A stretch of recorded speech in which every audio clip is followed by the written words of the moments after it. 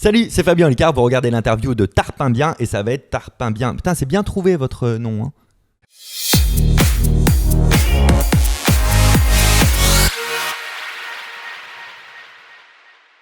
Fabien Olicard, bonjour. Bonjour. Tu es en spectacle ce soir au CEPAC Silo. Oui, c'est ça. Voilà, c'est pas la première fois que tu viens à Marseille. Non, j'étais l'année dernière à l'espace Julien. Ouais. Et puis il y a quelques années en avance, j'étais à l'Antidote Théâtre, en café-théâtre. C'est plus tu reviens, plus tu peux aller dans des grandes salles parce que tu as un public qui te suit après. Quoi. Exactement, bientôt le Stade Vélodrome peut-être. Ou pas. Du coup, peut-être on refera le silo avant. Ouais, c'est ça. Ton spectacle s'appelle Singularité. Tu es mentaliste donc. Alors... Bon, le mentalisme, tout le monde a un petit peu sa définition du mentalisme. Tous les mentalistes ont leur définition. Oui. La tienne, c'est quoi ? Alors, la mienne, en fait, on a tous notre définition, mais on a quand même un socle commun qui est de dire le mentalisme, quand il est pratiqué sur scène, c'est une branche de l'illusionnisme faite pour bluffer les gens, sauf qu'on va pas forcément avoir les accessoires qu'ont les magiciens traditionnellement, et on va piocher des techniques dans plein de domaines, que ce soit du milieu donc de l'illusionnisme, de l'influence, de la psychologie ou de la mémoire. Moi, ça c'est un peu mon credo, la mémoire, dans le but soit de bluffer les gens, et alors moi, il y a un truc que je rajoute que j'aime bien faire, d'amener les gens à se bluffer eux-mêmes. Mais le spectacle, c'est un one-man show dans la forme. C'est un one-man. Et après, le mentalisme, c'est le fond. Parce que si je peux même rajouter un truc, mentaliste, c'est pas un métier. Tu sais, des fois, on me dit, mais alors, tu pourrais aider la police ? Non, oui. Ce serait de l'escroquerie. Ce serait vraiment du charlatanisme pur et dur. En fait, en réalité, mentaliste n'est pas un métier. Les métiers que j'ai choisis, c'est de monter sur scène, faire des spectacles. Donc, c'est un métier d'humoriste ou de comédien. C'est de faire des vidéos. Donc, c'est un métier de vidéaste. D'écrire des livres. Donc, c'est un métier d'auteur. Et après, le fond commun à tout ça, c'est le mentalisme, qui est plus une passion. Tu es passionné par tout ce qui touche au cerveau. Ce qui différencie, moi, j'aime bien dire ça, le mentalisme de la magie, c'est beaucoup qui a de la prédiction. Et du coup, il y a un côté un peu plus incertain parfois. C'est-à-dire que sur certains tours, tu peux te planter, non ? Oui, eh ben, tu veux m'humilier ? Bien sûr, Mathias, je me trompe des fois sur scène. Non, mais c'est vrai, je me trompe parfois. Alors, quand je me trompe, déjà, c'est toujours raisonnable, on va dire. Ouais. C'est-à-dire que c'est jamais non plus à des kilomètres de distance du résultat attendu. Et puis surtout, je fais preuve d'une mauvaise foi tellement grosse qu'on voit que c'est de la mauvaise foi et que tout le monde rigole de ça. Ça se voit pas trop, ça va. Mais ouais. Mais ouais, et il y a eu quelques plantades quand même ou qui étaient grosses aussi. Alors en fait, je me marre avec le public et je propose un numéro en plus en bonus dans ces cas-là. Mais si c'était toujours sûr, ce serait de la magie là pour le coup. Alors là, les techniques de magicien, ça nous sert des fois les mentalistes aussi à créer un filet de sûreté. Si on n'a pas exactement ce qu'on veut comme on veut, on pourra avoir un résultat mais un peu moindre que ce qui était attendu.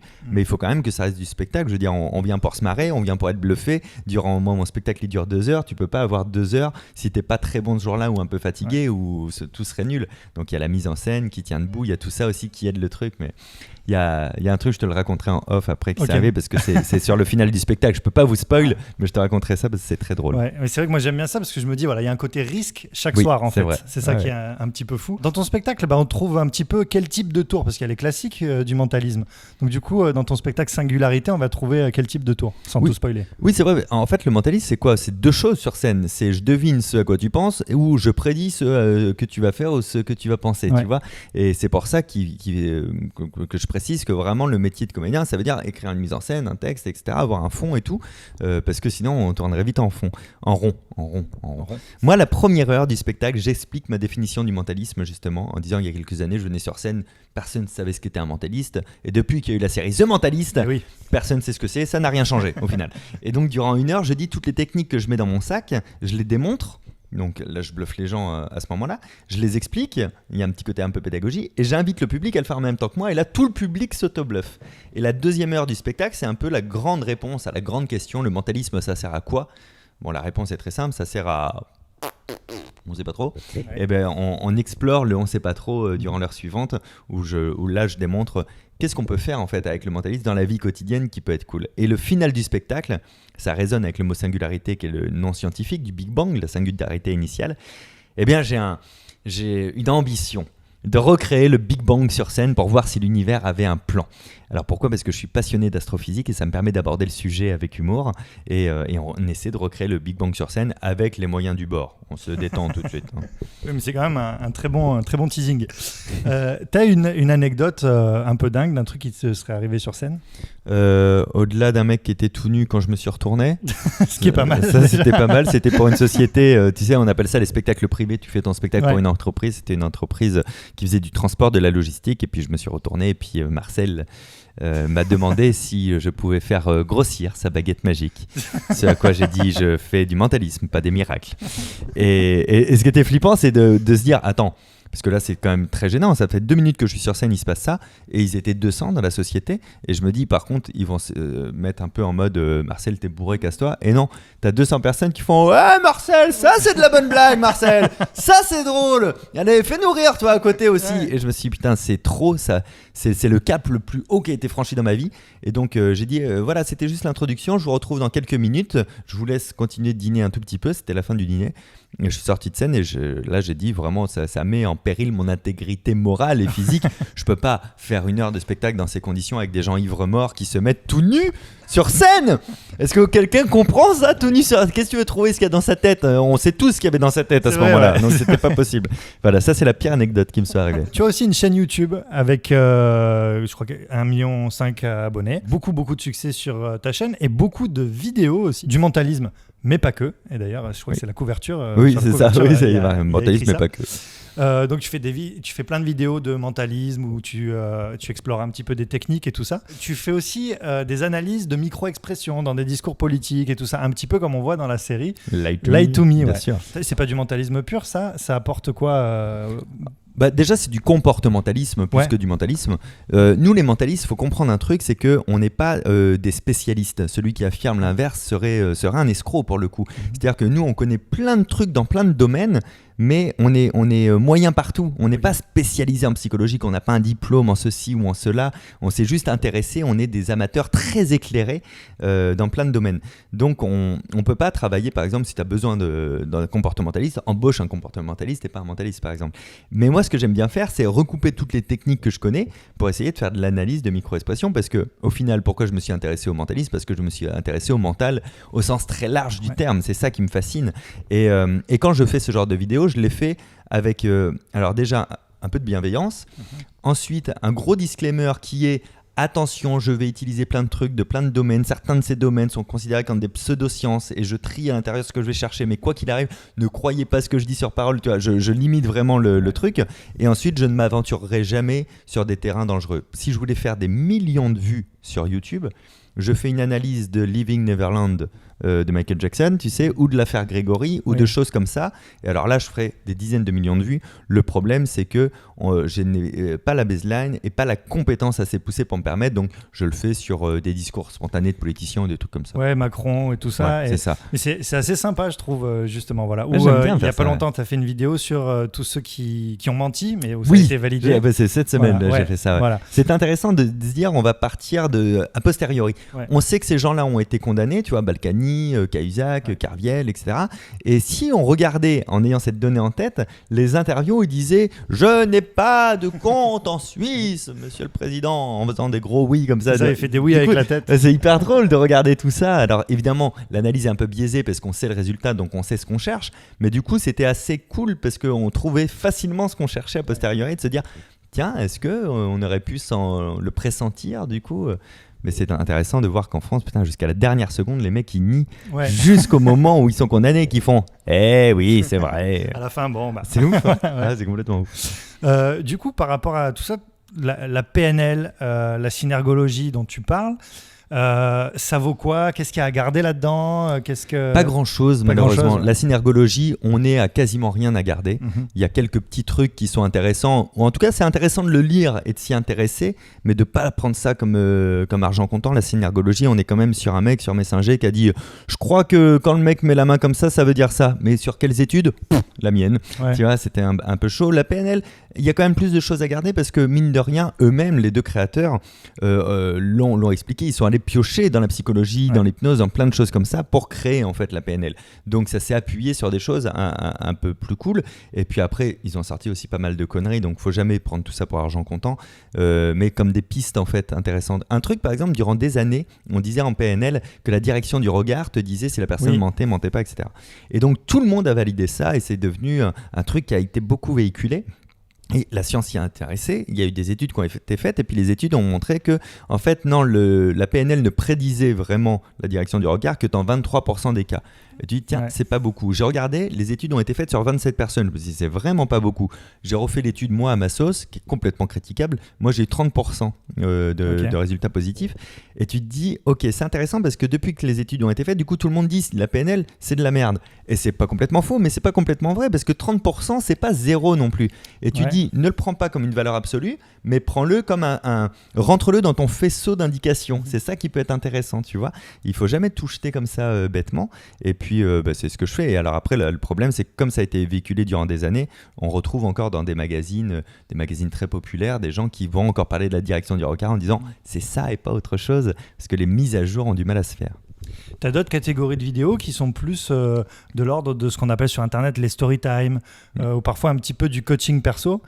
T'aimes bien faire ça aussi ? Ouais, j'adore. Mais en fait, moi, je m'épanouis dans un truc, c'est la diversité. Et c'est pour ça que mon activité, je la fais sur scène depuis 11 ans, sur Internet depuis 3 ans et demi, dans les livres depuis 3 ans. Parce que ça m'éclate. Et bien, le contenu de mes vidéos, au début, je faisais juste des tours de mentalisme pour me stimuler dans ma créativité. C'était ça l'objectif de départ. Et puis très vite, j'ai vu toute la liberté qu'on avait pour explorer plein d'autres choses. Tu vois, ce que tu cites là, mais aussi de faire un casse-tête ou ceci ou cela. Des Rubik's Cube aussi. Et en fait, je peux mettre toutes mes passions, tout ce qui me fascine dedans. Et le public est toujours en rendez-vous. Et je crois que c'est pour ça aussi que la chaîne elle a marché et que les gens n'ont pas lâché. Parce que le problème de se spécialiser, c'est qu'à la fin, en fait, c'est l'autre côté de la médaille. Les gens viennent parce que c'est une niche et après ils partent parce que c'est toujours la même chose, quoi, tu vois. Donc je crois que c'est ça qui a aidé à ce que ma chaîne elle meure pas. Il y a une année où je me souviens, tu faisais une vidéo par jour. Et ben c'était le lancement de ma chaîne, complètement. Et pourquoi t'as fait ça, Fabien ? C'est ça. En fait, j'ai envie de te poser une question, mais j'ai envie de te dire pourquoi t'as arrêté. Même si la question, la réponse paraît évidente, mais non, mais c'était cool en vrai à faire.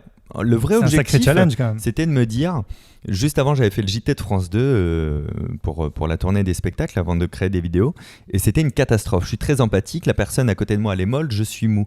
Si elle est dynamique, je suis dynamique, et j'étais jamais moi-même en interview. Et je me dis, il faut que j'écrive le nouveau spectacle. Ce qui serait génial, c'est de faire une vidéo par jour pendant 1 an. Du coup, ça te stimule la créativité. Et en même temps, ça m'habitue à l'œil très froid en fait de la caméra. Aujourd'hui, je vois les gens derrière. Avant, je voyais ce truc très oppressant, tu vois. Et donc, je me mets à faire ça. Et c'est une expérience géniale que je ne referai jamais. Mais géniale, mais après, t'as plus de vie. Et à la fin, j'avais toute la mécanique pour continuer. Et je me suis dit, non. J'avais annoncé publiquement le défi de faire une vidéo par jour du 1er janvier au 31 décembre.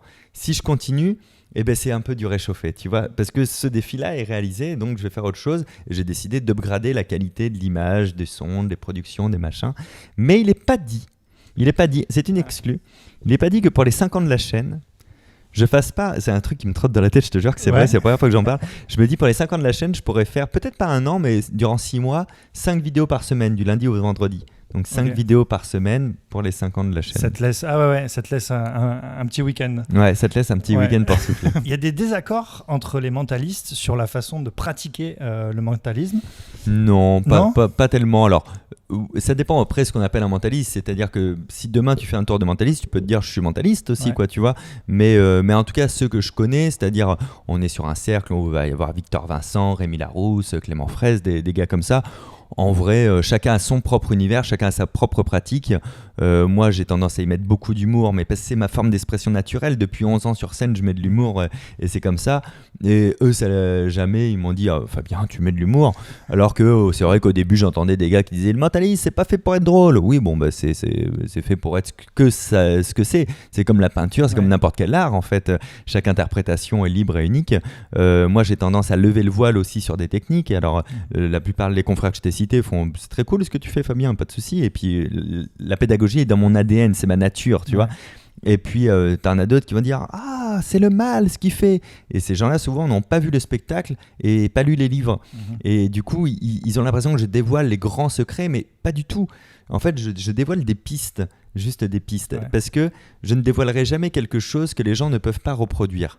Tu vois, ça c'est très cru, c'est comme la pornographie versus l'amour en fait, tu vois, et ben moi je dévoile l'amour, ok, et je ne dévoile pas crûment tous les méandres du mentalisme qui ne serviraient à personne puisque ça demande des années de pratique. Tu parlais de Clément Fraise. On l'a reçu il y a quelques semaines, Clément Fraise. On a fait un mais oui, il est de Marseille. Oui, il est de Marseille, juste à côté.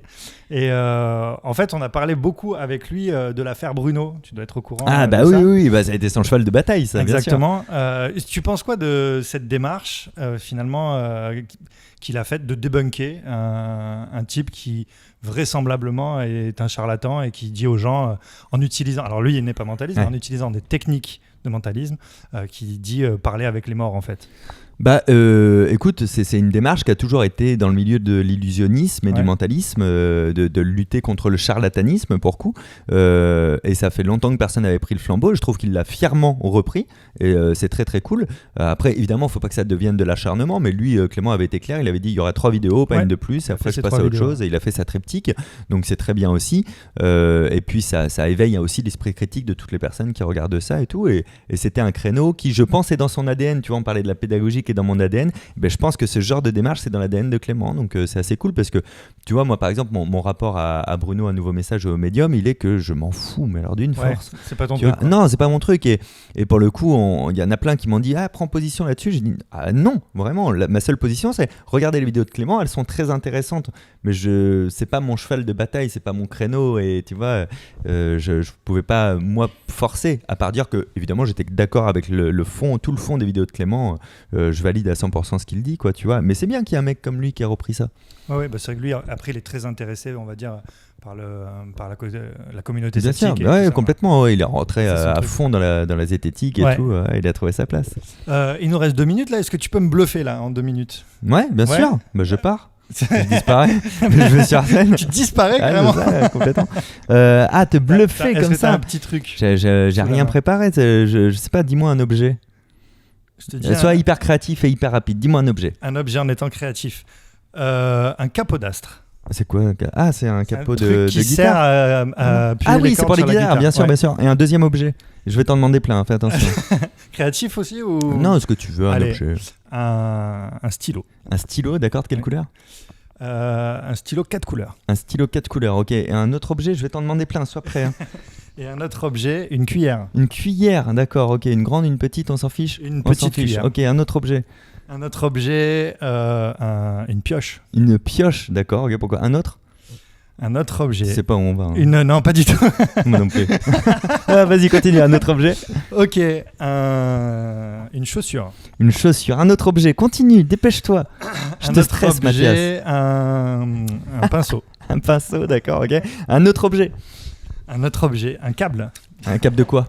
Un câble HDMI. Un câble HDMI, ok. Essayez de retenir tout ce qu'il dit hein, quand même. Hein. Un câble HDMI, d'accord, ok. Bon, oui. Un autre objet?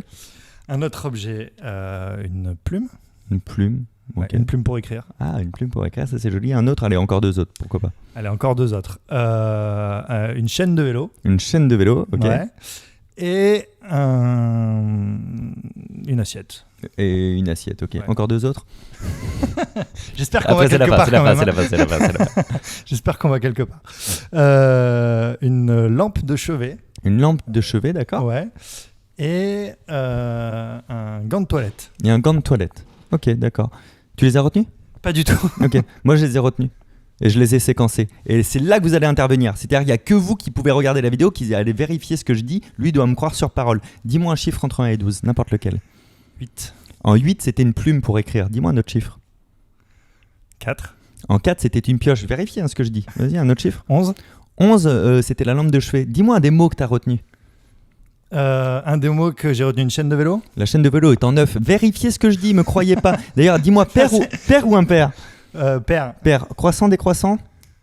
Décroissant. Décroissant pair. Ok, ça veut dire qu'on commencerait par le 12 avec le gant, ça nous emmènerait au 10 avec l'assiette, ça nous emmènerait au 8 avec la plume pour écrire, ça nous emmène au 6 avec le pinceau, nous emmène au 4 avec la pioche et au 2 avec le stylo, bien sûr. Et du coup, il te faut des impairs décroissants. Ok, j'ai compris ce que tu veux. Un capot de diastre en 1, ça nous met en 3 avec la cuillère, ça nous emmène en 5 avec la chaussure, ça nous met en 7 avec... tiens, je l'ai plus le 7. Ah, ben j'ai bouffé le 7, tu vois. Comme quoi, le 7. Attends, moi, je l'ai pas non plus. Hein.